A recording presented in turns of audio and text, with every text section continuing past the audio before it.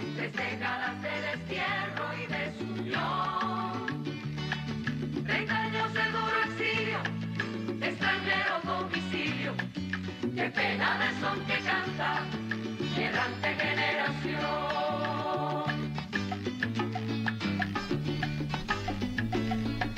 Armados más de esperanza. Muy buenas tardes, estimados televidentes, y bienvenidos a un nuevo espacio de Cuba y su historia. Hoy nos acompañan dos escritores, dos poetas, dos periodistas. Me refiero a Luis de la Paz y José Abreu Felipe. Bienvenidos, queridos amigos.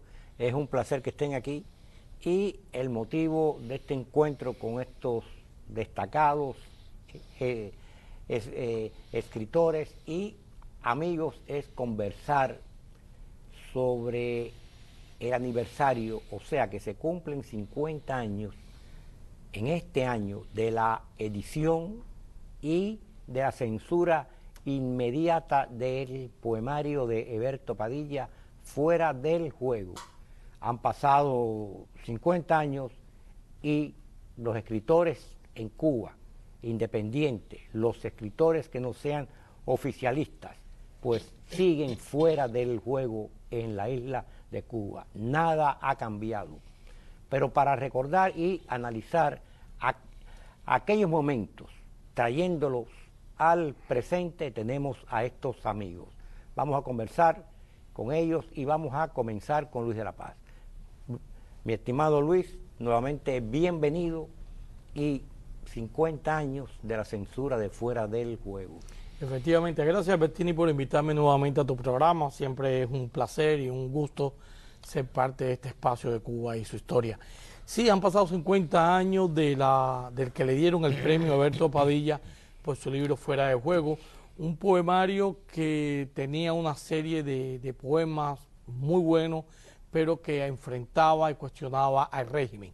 Eso causó un gran revuelo en el aparato cultural de la isla, que no esperaba ese evento, esa situación, y como se trataba de un concurso que era inapelable la decisión del jurado, trajo como consecuencia que el libro se publicara, pero se publicó con una serie de enmiendas y de prólogos y de... Hubo una coletilla de la UNIAC condenando el enfoque del libro, condenando al jurado, que era un jurado internacional compuesto por 5 escritores, de los cuales, por cierto, y me parece una cosa curiosa, solamente queda, es que ha pasado mucho tiempo, solamente queda vivo Manuel Díaz Martínez, que era el cubano, que era cubano, igual que Lezama, otro cubano que estaba en el jurado. También estaban en el jurado otros 3 escritores, que era José M. Cohen, César Calvo, y el tercer, José Z. Talé, también cubano. El resultado fue que aquello desató una gran polémica nacional y el libro se convirtió en una pieza de culto que muy pocas personas tenían. Yo tuve la oportunidad de ver la edición cubana, que se hizo una edición muy pequeña, y leí el libro, y realmente era un enfrentamiento con el régimen, pero eso a la postre se convirtió en una secuencia de eventos que culminaron en 1971 con lo que se conoce como el caso Padilla. Que fue detenido y lo obligaron a retractarse en una reunión especial de la UNIAC de lo que había escrito. Pero creo que ese hecho de obligarlo policialmente, porque él fue maltratado, él fue detenido y fue maltratado, pues le añadió más leña a el fuego, porque se comparó incluso con los procesos de Moscú. ¿Qué tú tienes que opinar sobre eso, mi querido amigo? Tú que eras muy joven, pero viviste eso plenamente. Bueno, no tan plenamente. Yo estuve, eso fue en octubre del 68, y hasta junio de ese año estaba en el ejército, en el servicio militar. Pero estabas al tanto de la situación. Del servicio militar obligatorio. Sí. Y tuve la suerte de conseguir el libro también. Casualmente un día entraba a la polilla en esos días y estaban vendiendo el libro, lo compré y días después lo recogieron los que no se habían vendido. Eso pasó, pero ya ellos tenían experiencia de lo que había pasado. Pasó con Paradiso. que Paradiso fue editado y fue recogido también. Sí, pero no hubo escándalo, simplemente No hubo se, escándalo porque se tenían recogió ya. experiencia, ya tenían experiencia. Pero en este caso, con el libro de Padilla, también estaba el libro de Antón Arrufat, Los Siete contra Tebas, que era una obra de teatro, que parece que, en resumidas cuentas, la obra, como se había dado el libro de Padilla, pensaron que había como una especie de un complot entre ambos autores para presentar el libro y crear un escándalo. Pero el libro de Antón Arrufat, en resumidas cuentas, no tenía esa connotación contestataria que se le atribuye al... Sí, era la cosa de la lucha fratricida, ¿no? Hermano contra hermano, esas cosas en el marco del teatro griego. Exacto, pero se basaba en eso, tenía su antecedente en el teatro griego. Pero aún así... Los siete contra Tebas. Los Siete contra Tebas. Lo que ocurrió fue que eran dos libros y ellos pensaron que a partir de ese momento se establecería una especie, una corriente de libros contestatarios y quisieron cortarlo de tajo. Con Arrufat sucedió algo que no con Padilla. A Arrufat, cuando le critican el libro y corre la misma suerte que el poemario de Heberto fuera del juego, Arrufat se cayó y aceptó todo de buen grado. Fue purgado y fue mandado a una biblioteca, creo, a los sótanos de la biblioteca a estar clasificando libros. Pero Heberto no, Heberto tomó una postura contestataria y de enfrentamiento, que fue lo que llevó a su posterior detención. Sí, a mí me parece que un poco ingenuamente él pensaba que no le iban a hacer nada, que era intocable. Me imagino yo que iba a ser otro Pasternak. Eso es lo que aspiraba él.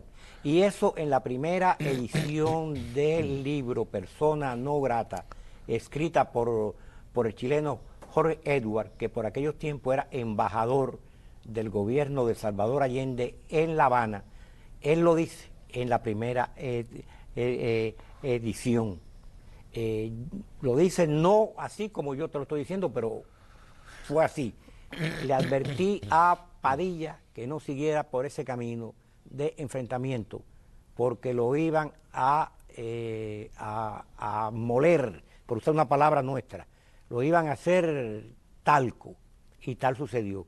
Y entonces él dice que a Padilla se le fue la mano en eso, que tuvo otras oportunidades fue muy contestatario, fue muy agresivo Padilla, y estaba escribiendo una novela que el régimen ya temía lo que iba a hacer, que posteriormente creo que fue reformada en Mi Jardín Pastan los Héroes. Ajá. ¿No fue así, José? Sí.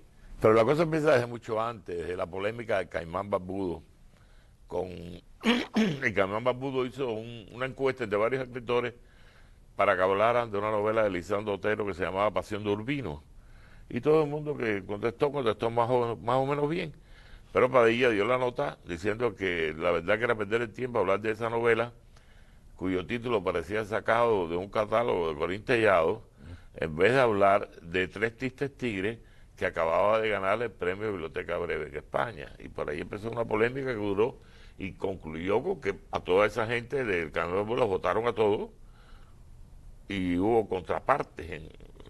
En la edición que hizo Salvat de Fuera de Juego, que es esta que está aquí, al fin, que es muy buena la edición, se recogen toda la polémica con del Caimán Barbudo que hubo después. Pero la culminación fue años después, cuando en la unidad se estaban haciendo una serie de lecturas, y estuvo Eliseo Diego leyendo sus poemas, tuvieron varios poetas, y llamaron a Padilla. Y entonces Padilla lo que hizo fue leer un libro nuevo que se llamaba Provocaciones. Entonces figúrate tú, un libro que se llamaba Provocaciones, aquello fue, terminó como la vida de Guatao. Ya el régimen totalitario tenía que cortar con Padilla. Dar el ejemplo. Ese como fue el último, de ahí ya fue para la cárcel, Padilla Balista. Tanto Padilla como Belkis cuentan que a partir de ese momento, después de Provocaciones, le hicieron la vida imposible, lo llevaron a la seguridad del Estado, lo empezaron a presionar al extremo de que después hizo el mea culpa, aquel famoso que se conoce, que dio lugar también a que si el caso Padilla de alguna manera sirvió para algo, fue para que muchos intelectuales del mundo, especialmente de Latinoamérica, entre ellos Vargas Llosa, se diera cuenta de lo que era el régimen castrista y rompiera con él. Otros, por supuesto, se quedaron en contacto con el régimen castrista, como decía Márquez, Cortázar, etcétera. Aunque todos ellos firmaron la primera carta. Sí, la carta de los 72, que fueron 72 intelectuales latinoamericanos denunciando el gobierno castrista por reprimir y por acosar a un intelectual. Encarcelarlo. Y encarcelarlo, lo que trajo como consecuencia, al final de cuentas, es que se hizo esa carta, a Padilla hizo mea culpa, muchos rompieron, pero después hubo una segunda carta que ya muchos de los que habían firmado la primera no lo hicieron. Pero bueno, realmente ahí se acabó la luna de miel con el régimen castrista, de la intelectualidad mundial. Incluso Carlos Franklin, que todos sabemos que fue el primer director del periódico Revolución, lo que es Granma hoy, y muy allegado a Fidel Castro, por aquellos momentos estaba en Europa como un viajero cultural, un agregado cultural en diferentes capitales, y firmó la carta y no regresó más a Cuba. Carlos Franklin firmó la carta esa. O sea que dentro de las propias filas del régimen se delimitaron bien los campos por el caso Padilla.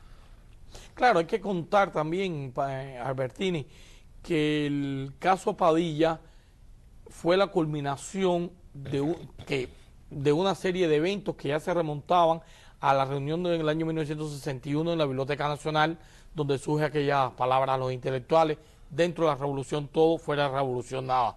Y Padilla toma el camino de fuera de la revolución en el año 68, le trae como consecuencia, aquello fue un premio, un jurado que le dio el premio, o sea que ponía cierta presión sobre el régimen, y después viene el caso Padilla, el encarcelamiento, el mea culpa, todo esto que ya conocemos y que la historia recoge, y que como él bien señaló en este libro conmemorativo por el 30 aniversario en aquel momento de Fuera de Juego, está todo muy bien recogido, termina con lo que vino posterior, que fue el Congreso de Educación y Cultura, del año 71, si mal no recuerdo. Sí, pero eso no acabó ahí, ni fue la combinación.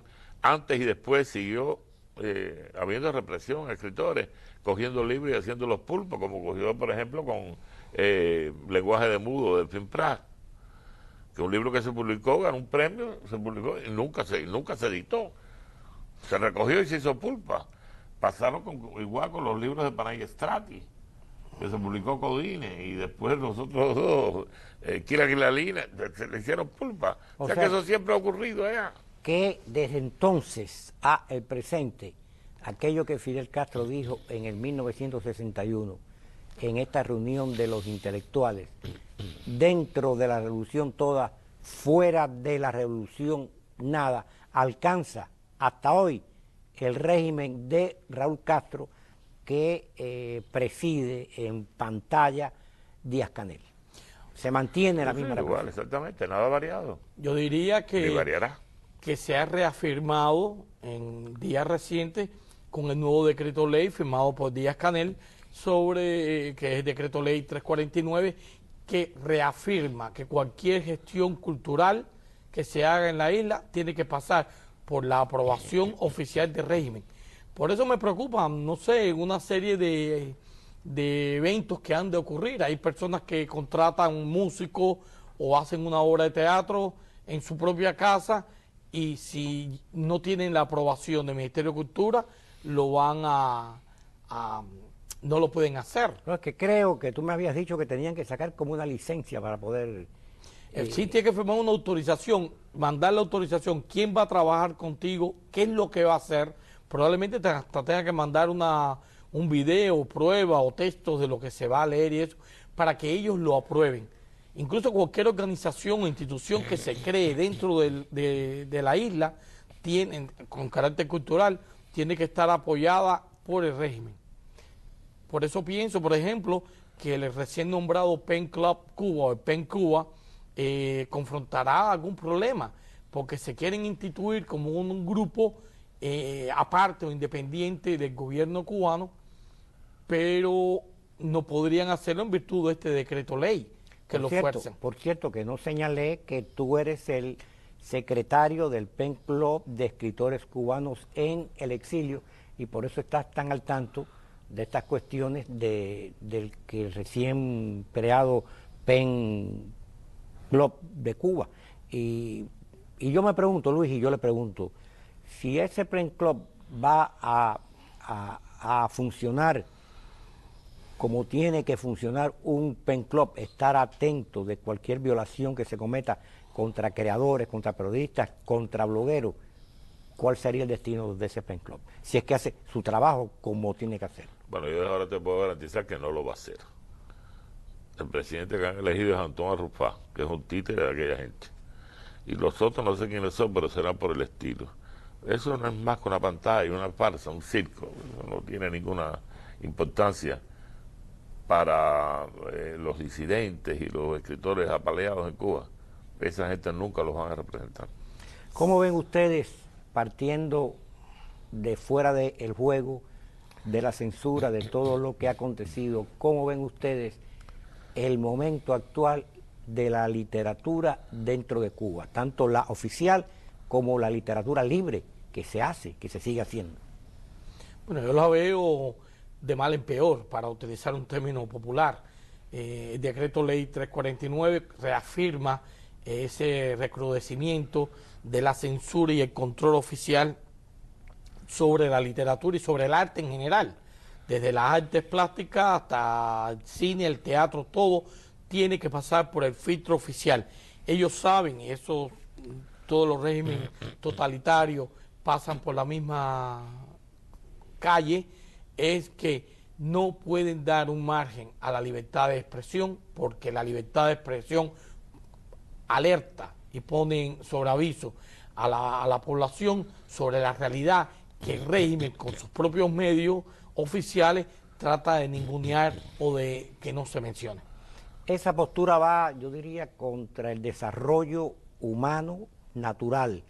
Por lo tanto, dado el desarrollo de las tecnologías, ¿piensas tú, José, que esa postura de total afianzamiento de aquello que dijo Fidel Castro a los intelectuales dentro de la revolución todo, fuera de la revolución nada, pueda sostenerse por mucho tiempo?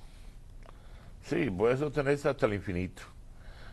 Yo creo que sí, que puede sostenerse perfectamente, porque qué gran literatura ha ocurrido en los últimos años en Cuba. Se ha hecho afuera, no se ha hecho dentro, porque Dentro no se ha hecho nada. Cabrera Infante obtiene el premio De biblioteca breve, claro. de esta biblioteca breve, y luego se lleva el premio Cervantes, o sea, que es un gran escritor, y es en exilio. Levín Marrero La lista sería larga. hizo su obra Bettini, Cuba, grande. Economía, Sociedad, en exilio, financiada por él. Sí, señor. Financiada por él, porque yo he hablado con su hija Raquel y tuvo que pedir hasta dinero prestado para poder financiar aquello. Pero lo hizo. Ahí está esa gran literatura. Y está la literatura de muchos creadores.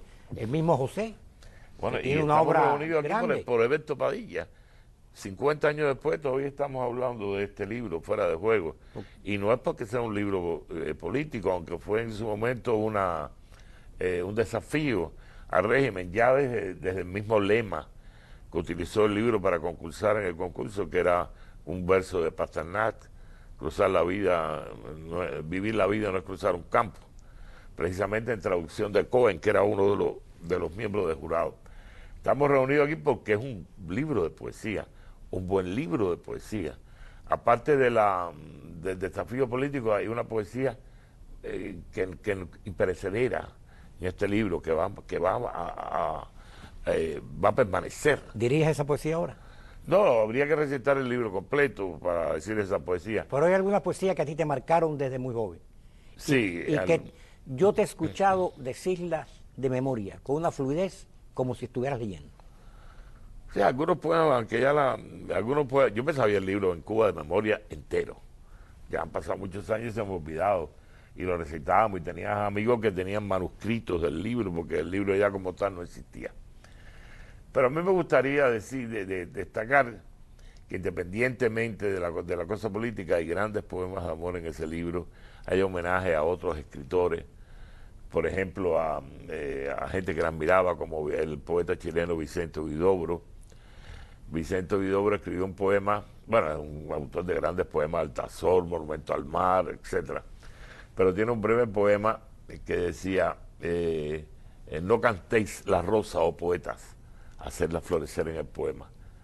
Y Padilla escribe un homenaje a Huidobro que dice, no pudimos hacerla florecer en el poema y la dejamos en el jardín, que es su lugar natural.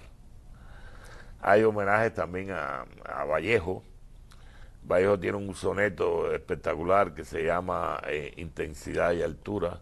Ese soneto que empieza, quiero escribir pero me sale espuma, quiero decir muchísimo y me atoro, que termina, y ahora vámonos cuervo a fecundar la cuerva. Y el último poema de fuera del libro se llama Vámonos cuervo. Es diría yo, un homenaje velado, sordo a Vallejo.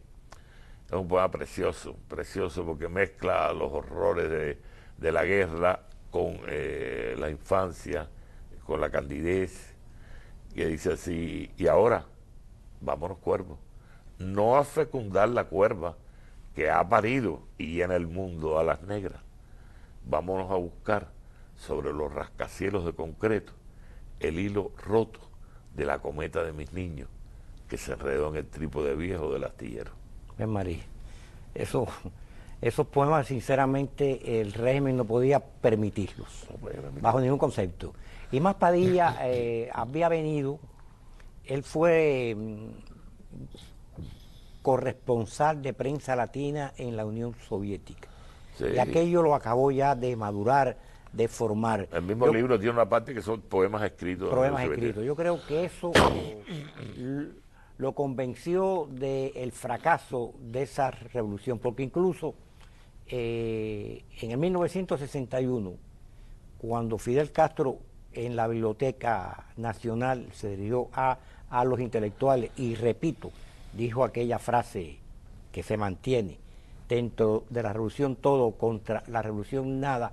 Padilla estaba ahí, y me cuenta Carlos M. Luis, que también ya fallecido, que también asistió a esa reunión, que Padilla en aquel momento estaba de acuerdo con todo aquello, estaba muy complacido, porque era el 61, todavía estaban en lunes de revolución, todavía pensaban que era algo distinto, pero parece que él, al enfrentar la Unión Soviética y ver lo que pasaba, ya se dio cuenta que no había nada genuino, que era una copia de los soviéticos, y con un toque tropical que le dio el castrismo. Luis.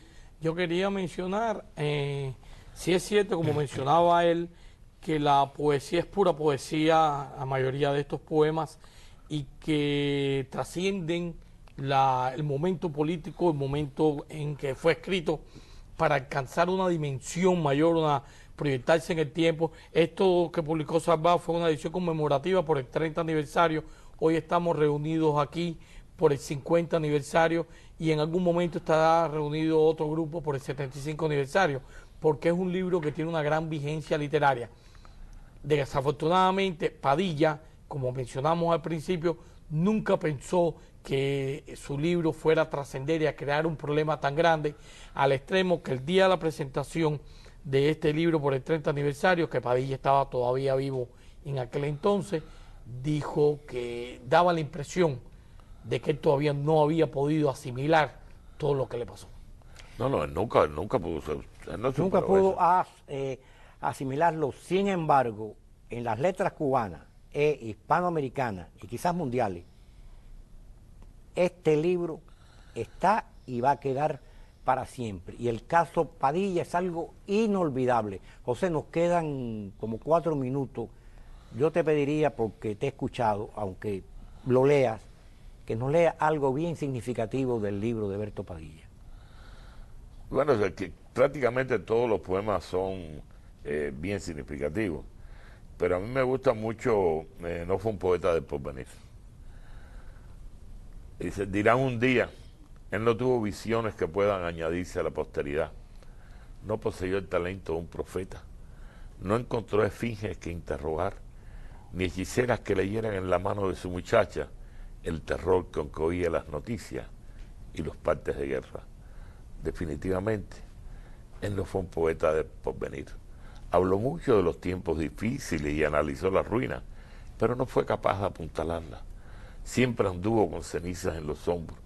No fue la primera ni la última figura de un cuadrivio. Octavio Paz ya nunca se ocupará de él. No será ni siquiera un ejemplo en los ensayos de Retamar, ni Alomar, ni Rodríguez Rivera, ni Huiche Pelirrojo se ocuparán de él. La estilística tampoco se ocupará de él. No hubo nada extralógico en su lengua, envejeció de claridad, fue más directo como gesto. Visionario. Visionario. Me gustaría destacar brevemente, antes que José diga otro poema, que el próximo sábado, el sábado 11 de agosto, el PEN Club de Escritores Cubanos en el Exilio ha preparado una lectura de poesía de distintos libros de Padilla en la tertulia que realizamos el segundo sábado de cada mes en la biblioteca de Coragüey, que está en la 94 Coragüey. Allí varios poetas, varios escritores leerán libros, poemas de todos los libros o de la mayoría de los libros de Padilla. Así que es un momento muy bueno para poder contrastar diferentes momentos en la obra de este escritor. Y vamos a recordar que eso es el sábado próximo. Sí, el próximo, el 11 de agosto. Y es en la biblioteca que está en Coral Way y la 94 Avenida. La entrada es libre y Luis de la Paz será quien moderará, quien conducirá este evento para recordar en su poesía a Heberto Padilla y Fuera del Juego. José. Sí, no solamente Fuera del Juego, ahí también se van a leer poemas de Justo Tiempo Humano, que es su libro anterior, Claro. Que tiene poemas así que son fundacionales de la literatura cubana, como Dones, por ejemplo, o Infancia de William Blake, etc. Hay un poema de Fuera del Juego que seguramente le habrá gustado mucho a la dictadura, porque da las instrucciones de cómo ingresar en una nueva sociedad. Y dice, se llama así precisamente, Instrucciones para ingresar en una nueva sociedad. Lo primero, optimista. Lo segundo, atildado, comedido, obediente, haber pasado todas las pruebas deportivas. Y después, andar como lo hace cada miembro, un paso al frente y 2 o 3 atrás, pero siempre aplaudiendo. Maravilloso, maravilloso. Eso Reming no podía soportarlo. Ninguna dictadura de ese corte puede permitir una poesía como la que está contenida en Fuera del Juego. Pero indiscutiblemente esta obra enriquece y seguirá enriqueciendo la cultura cubana, la verdadera cultura cubana libre. Queridos amigos, se nos acaba el tiempo, es un placer que hayan estado aquí y compartir con ustedes. Hay mucho más que decir, pero repito, no hay tiempo. Gracias. Gracias a ti, Albertini. Y ustedes, queridos televidentes, sin más, hasta la próxima vez.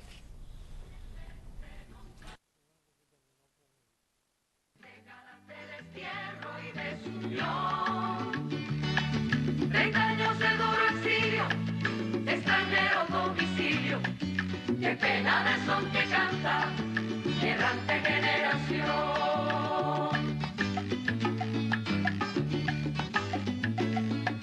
Armados más de